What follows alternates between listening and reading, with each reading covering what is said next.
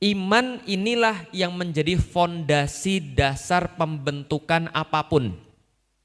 Iman adalah sesuatu yang menjadi fondasi dasar pembentukan apapun, termasuk pembentukan keluarga yang baik. Dasarnya semuanya adalah iman. Oke, kalau gitu kita lihat ibu-ibu sekalian. Pernah tahu pohon duren? Pernah? Suka duren? Suka. Pernah pergi ke hutan duren? Pernah? Pernah? Oh belum? Oke, pernah pergi ke hutan mana kira-kira? Oke. Coba bayangkan Anda pergi ke hutan duren, biasanya kalau pohon duren itu akan ditanam bareng sama pohon manggis. Jadi kalau misalnya ibu-ibu pergi ke Lewiliang gitu ya, lalu pergi ke Ciampea gitu ya, itu pohon duren sama pohon manggis itu biasanya bareng. Kok tahu Ustaz? Ya karena saya kan penelitiannya manggis. Nah pohon duren sama pohon manggis itu biasanya bareng. Biasanya barengan juga itu pohon itu loh, apa namanya? Yang makan asam urat itu apa ya? Melinjo. Itu juga bareng dengan pohon melinjo. Selain bareng dengan pohon melinjo, biasanya juga ada banyak sekali semak belukar di situ. Ada putri malu, ada semak belukar yang duri-durinya tajam-tajam. Paham kira-kira maksud saya? Oke. Apa yang pengen kita bahas di sini? Yang pengen kita bahas adalah selama-lamanya duren tetap pohon duren akan menghasilkan duren. Pohon manggis akan menghasilkan manggis dan putri malu tidak akan pernah menghasilkan buah duren ataupun buah manggis. Sederhana sekali. Apa maksudnya? Maksudnya itu gini, coba lihat ya. Pohon itu numbuh di tanah yang sama. Betul? Pohon manggis, pohon duren, pohon putri malu, pohon melinjo, semua tumbuh di tanah yang sama. Alias makanannya sama. Sama-sama mendapatkan dari hujan yang sama, semua juga anginnya sama, semua sama. Pertanyaannya, kenapa hasilnya beda? Tanah sama, makanan sama, air hujan sama, udaranya sama. Tapi satunya jadi buah duren, satunya jadi buah manggis, satunya jadi putri malu yang gak berbuah apa-apa malah jadi duri. Bedanya apa? Bedanya apa? Jenis pohonnya. Sampai di sini paham?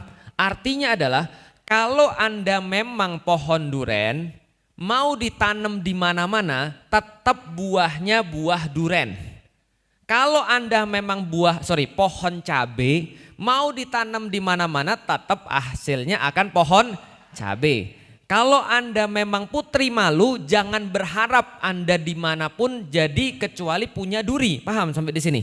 Jadi orang itu harus paham, gak boleh nyalain sekelilingnya.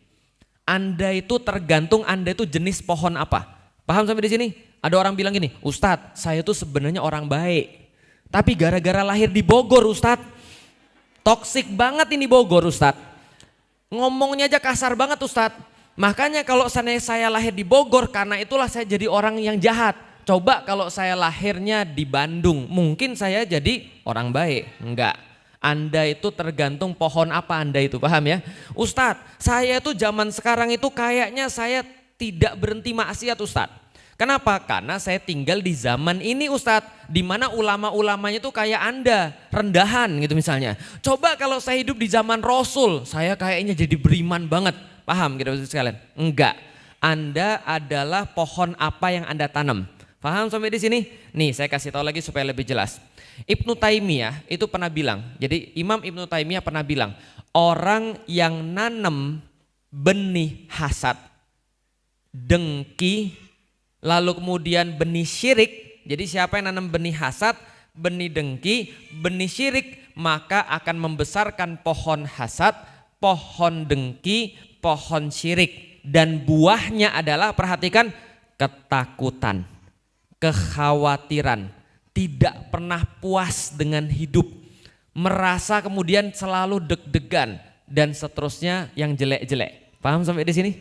Lalu beliau melanjutkan, siapa yang nanam pohon iman, siapa yang nanam pohon tauhid, maka akan membesarkan pohon tauhid dan pohon iman dan akan memanen buah kesabaran, memanen buah keberanian, memanen buah ketakwaan, memanen buah rasa aman dan senantiasa puas qanaah dalam menjalani kehidupan. Paham sampai di sini? Paham ya? Bukan tergantung tanahnya, bukan tergantung air hujannya. Air hujannya sama, tanahnya sama, tapi Anda nanam pohon apa? Paham saya di sini? Anda ini nanam pohon apa nih sekarang? Kalau selama ini yang kita panen adalah khawatir terus, dikit-dikit khawatir, besok makan apa ya? Dikit-dikit khawatir, nanti besok gimana ya? Dan seterusnya. Khawatir yang berlebihan, lalu kemudian gak enak ketika ngelihat orang lain punya rezeki gitu ya. Lalu merasa kemudian selalu takut dalam kehidupan, gak puas terus dalam hidup. Berarti jangan-jangan Anda bukan nanam pohon keimanan. Berarti iman itu membuat orang istimewa apapun keadaannya. Mau dikasih baik dia oke, enggak dikasih baik dia oke. Itulah makna hadis Rasulullah. Rasul mengatakan orang-orang mukmin itu ajaib. Ajabal lil amril mukminin. Orang-orang mukmin itu ajaib. Kenapa? Dikasih baik dia bersyukur. Dan itu baik bagi dia. Dikasih sesuatu yang buruk menurut manusia, dia bersyukur. Dan itu pun juga baik bagi dia. Bunda Ummah, Bu Guru Ummah tadi sakit. Tapi tadi MC-nya mengatakan alhamdulillah beliau dikasih kenikmatan dengan ujian sakit. Orang-orang protes, wah doain jelek nih. Bukan, itu memang ujian kenikmatan. Kenapa? Bagi orang beriman sakit itu membuat dia nyebut kepada Allah. Ya Allah, ya Allah, ya Allah. Maka dikatakan orang sakit itu dekat dengan Allah. Maka suatu waktu Rasul katakan, wahai para sahabatku, sudahkah kalian mengunjungi Allah? Loh, kok mengunjungi Allah? Bagaimana maksudnya kita mengunjungi Allah? Kata Rasulullah, kunjungi orang sakit karena orang sakit yang beriman itu dekat dengan Allah. Kenapa? Karena dia merasa bahwa Allah itu yang bisa menyembuhkan dia. Tapi kalau sakit ini dapatnya pada orang-orang yang gak beriman, ngomongnya apa? Kenapa harus aku yang sakit? Maksudnya kira maksud saya. Padahal aku selalu tahajud Ustadz. Kenapa enggak yang lain aja? Itu loh ada ibu-ibu yang saya tahu suka ngomongin orang. Tapi yang sakit saya, paham ibu sekalian? Orang-orang beriman gak ada susahnya. Orang-orang beriman gak ada sedihnya. Kemarin Turki diguncang gempa. Orang-orang yang gak beriman ngoceh. Orang-orang yang gak beriman pada Allah ngomong. Coba lihat Swedia yang memperbolehkan bakar Al-Quran yang kena gempa Turki. Bisa dipahami ibu sekalian? Ngomongnya jahat banget. Padahal kenapa? Orang beriman gak ngomong begitu. Hadza min fadli rabbih. Semua itu adalah keutamaan yang datang daripada Allah. Ketika orang-orang muslim ngelihat sesuatu yang dia nggak suka, maka dia bilang alhamdulillah ala kulli hal. Alhamdulillah atas segala sesuatu yang Allah kasih kepada saya. Kenapa? Karena semua baik.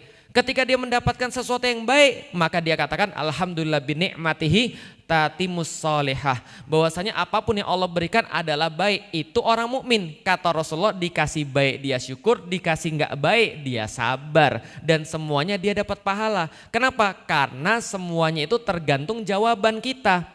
Pohon tadi itu loh, kalau dia ditanam di tanah berpasir tetap berbuah duren. Dia ditanam di tanah yang berlumpur tetap berbuah duren.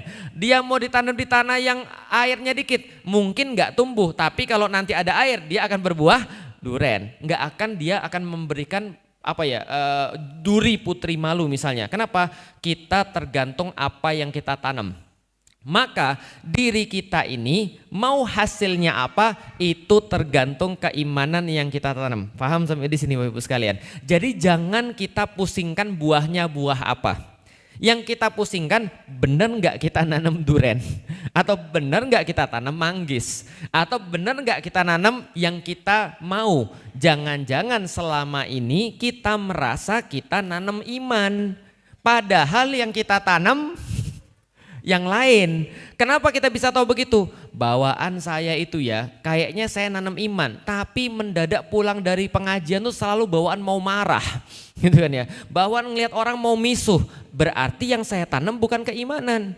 Paham ya? Maka saya selalu bilang pada jamaah-jamaah saya bilang begini, ibu, kalau seandainya ibu pergi pengajian, harusnya ibu memberikan perubahan.